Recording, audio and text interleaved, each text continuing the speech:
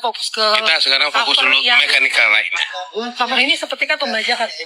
Jadi ada dua tipe pelanggaran, yaitu mechanical right dan performance right. Yang pasti kalau dari imaterial mungkin nggak terhitung kalau karena kita dari data kita itu yang kita dapatin itu dari tahun 2017.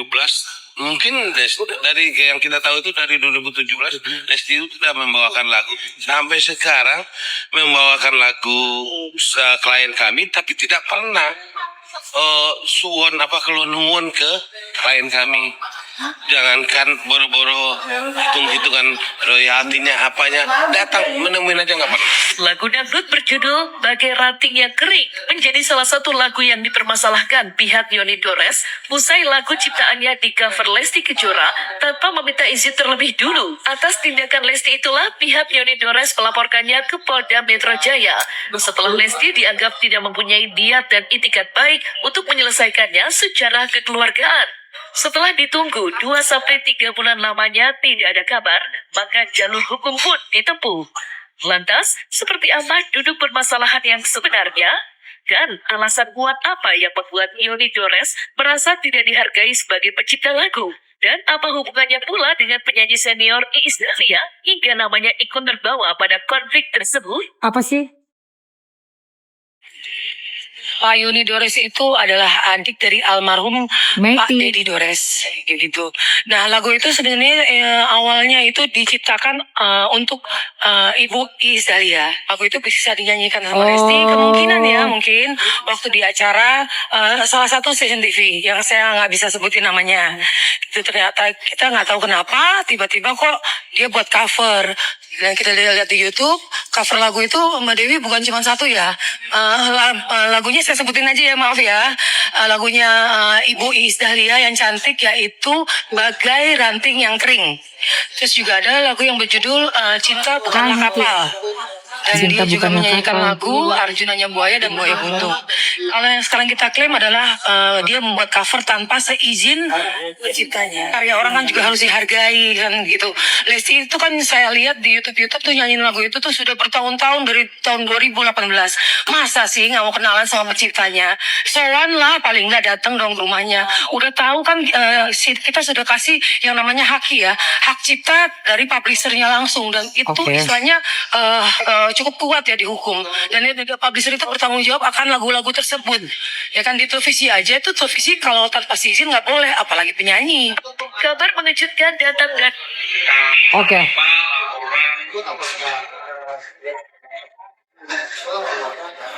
Kalau emang udah ada buktinya ya di ET-nya Lesti udah dinyanyikan dari 2017 secara terus menerus dan sudah mendapatkan banyak penonton dari YT kan pasti dapat AdSense kan.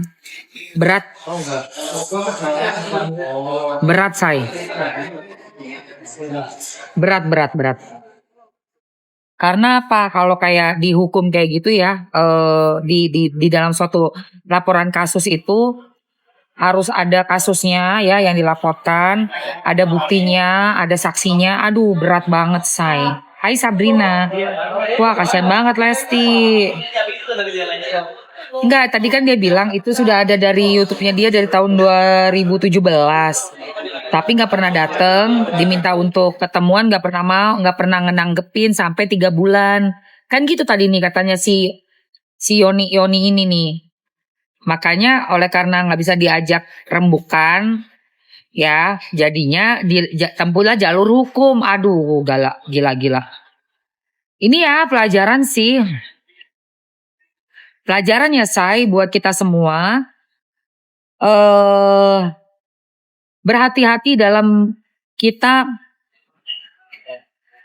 memakai karya orang lain. Itu benar-benar deh. Apalagi kamu udah punya nama dan udah dilihat sebagai orang yang sukses, punya banyak uang tentunya. Dan pasti dari poinnya mereka ya. Ini kita ngelihat, aku secara kacamata netizen aja ya. Secara kacamata netizennya untuk kasusnya si Dede Lesti ini. Jadi dari yang menciptakan lagu ini, mereka udah minta untuk ketemuan nih. Tapi setelah 3 bulan gak ditanggepin untuk membicarakan mengenai lagu ini nih yang sudah ada dari tahun 2017 dinyanyikan gitu kan. Dan ada di Ada di YT-nya ya? Gue sih nggak pernah lihat, say, jujur aja. Gue sih nggak pernah lihat, beneran serius. Gue nggak pernah lihat, nggak tahu lagunya juga yang mana. Nah, jadi mereka ngerasa, wah ini udah disalahgunakan nih tanpa izin. Nah itu. Nah, gue juga nggak tahu nih kenapa untuk diminta ketemu belum sampai bisa bertemu gitu loh. Setelah diminta untuk ayo ketemu nih ngomongin lagu ini, ada banyak lagu tadi ternyata nggak cuma satu loh, say. Aduh, nggak ada. Oh bukan di YT-nya Dede, di mana?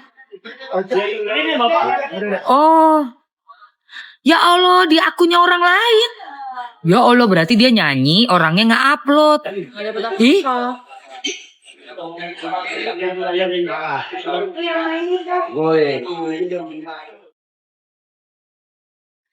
Ih harusnya berarti si orang yang punya akun dong ya. Nah ini berarti nanti di BAP sama penyidiknya, ya kan, di BAP sama penyidiknya, kita mesti lihat lagi nih ke depannya nih.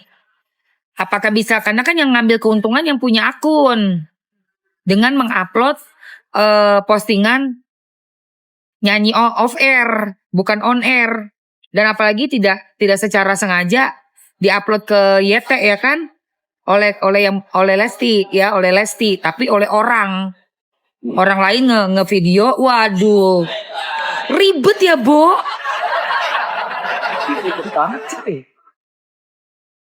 Salah alamat ember. Salah alamat tuh yang laporin tuh kayaknya. Bener, gue ngeliat, gue pikir di YT-nya si Dede Lesti, enggak. Berarti dia nyanyi, direkam orang, dimasukin ke YT, meledak. Ditonton banyak orang. Yang dituntut malah yang nyanyi, gitu. Oh, pas off air direkam, diupload akun orang lain bukan Lesti. Loh. Aneh. Tuntut apa saya? Udah. Mamski. Pakai ini kuota. Oh, Midas nih kayaknya pakai Midas. Banyak kayak gitu orang lain itu cuma pengen cari tenar sama Dede Lesti. Iya, tapi memang harus diberesin juga dong. Udah dapat laporan-laporan kayak gini, gak enak juga kalau nggak beres. Tapi itu yang ngelapor harusnya yang punya akun lagi. Harusnya yang punya akun, yang udah ngambil keuntungan dari lagunya kan? Iya pastinya, karena kan yang nyanyiin kan si Lesti. Nah tapi kan yang mengupload terus menerima banyak AdSense-nya dari yang punya akun. Bukan Lesti kan yang upload gitu loh, tapi Lesti menyanyikan di off air. Nah, oke, kembali lagi nih, nyanyiin itu sebenarnya boleh nggak sih? Kayaknya nggak boleh ya, guys. Hukumnya berapa tuh? Berapa? Ih, gila. Iya, dari dulu. Iya. Masalahnya dulu orangnya nggak ngeh, sekarang orangnya ngeh dan minta ketemuan buat ads. Nah dulu lu nyanyiin lagu gue loh, gitu loh say. Lu udah enak-enak nyanyiin lagu orang gitu kan, gitu say. Masalahnya mereka yang menciptakan lagu itu. Nah sementara kan kalau nyanyi kan pasti dibayar nih. Ini logikanya ya, dibayar buat nyanyi. Nah menyanyikan lagu yang diciptakan orang, pasti si orang ini mau dong. Iya. Siapa lagi Pak? Banyak yang nyanyi tapi mereka nggak dituntut. Iya karena bukan setenar dan sesukses Lesti. Dan ini kayaknya lagu udah jadi kayak lagu apa ya, wajibnya gitu kan, yang selalu ada gitu di acara dinyanyiin, jadinya ke notice say. Ya kalau yang nyanyiin lagu pengamen jalanan ya kagak ada yang nuntut tuh gimana. Kalau penyanyi jalanan mau nyanyiin lagu Madonna juga nggak bakal dituntut sama si Madonna.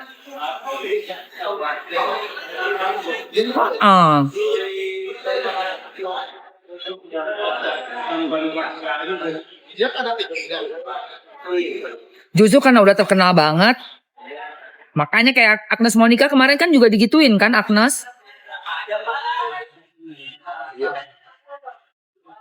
Itu coklatnya kurang sampai mana coklatnya?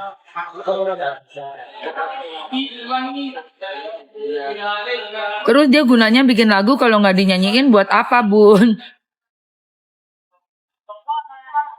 Lagu itu diciptakan memang ada copyrightnya atau ada hak ciptanya, Say. Jadi suatu karya itu dijamin dengan hukum. Mutlak tidak boleh dipergunakan dengan sembarangan. Nah, di negara kita baru mulai untuk lebih lebih ketat dalam melaksanakan hukum hak cipta. Ya kan? Kalau di luar negeri udah dari zaman dulu, waduh bahaya. Kamu punya karya orang di luar negeri, bisa habis kamu. Habis bener. Itu di sana hukumnya ketat sekali untuk hak cipta.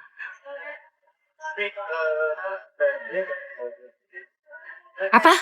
Kakak jam yang pernah di live kan cantik kakak. Yang mana sayang?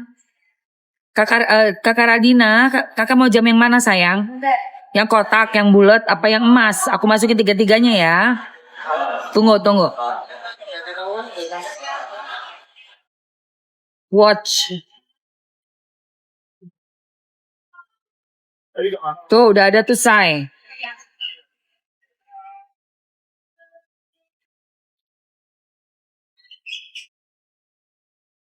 Nih yang bulat juga udah Mamski masukin. Sama yang kotak ya. Oke, kayaknya pasangin itu timer 2 menit aja. Terus lagi. Deras lagi hujan. Ini yang aku pakai ya, jam.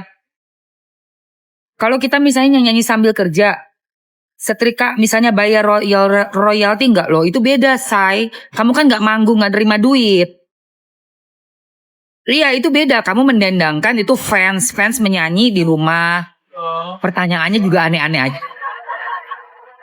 Mama pertanyaannya, kamu sengaja mau ngerjain Mamski ya nanyanya kayak gitu. Hah? Nyanyi. Yang bulat bisa ganti-ganti tali. Bukan yang kotak mah.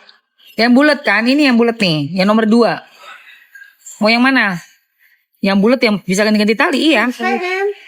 Hai. Cici. Udah airnya datang, gue udah makan, udah minum. Aduh. Maaf ya. It's okay. Oke lagi gue sambil nge-live ya. Bentar. Udah Say, yang bulat yang bisa ganti-ganti nikahnya. Ini sahabat aku, kamu Tia. Aduh kakak. Udah, aku udah makan burger sama kentang sama enak banget. Udah sayang. Gini loh Say, tadi siapa yang ngomong itu? Des ya, Des.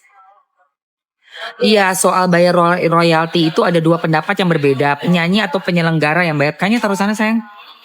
Penyanyi atau penyelenggara yang bayar. Nah itu Say. Jadi kalau kamu nyanyi-nyanyi di kamar mandi ya nggak ada yang nggak tiba-tiba juga kamu tiba-tiba ada polisi ngegedor pintu ya. Nah, kamu tuh penyanyi terkenal, terus kamu manggung, nyanyi sekian lagu, dibayar ratusan juta. Lagunya kamu pakai pencipta ini, nah kamu diem-diem aja, tapi kamu terima duitnya. Pulang nyanyi ya udah, itu loh Say. Cantik amat sih Bu. Mau ketemu Emma. Apa nama makan di resto? Ada deh, nggak boleh tahu. Ntar aja dulu. Tunggu pulang dulu. Jadi kayak gitu udah ya? Udah. Waktunya udah 2 menit kan ya? Udah. Oke. Jamnya udah ya, yang mau beli langsung tadi check out langsung payment. Mbak. Sehat dong insya Allah. Menu makanan lapar mah. Oh. Atau dua-duanya Kerja boleh setrika. Mbak? Ya gelap deh guys.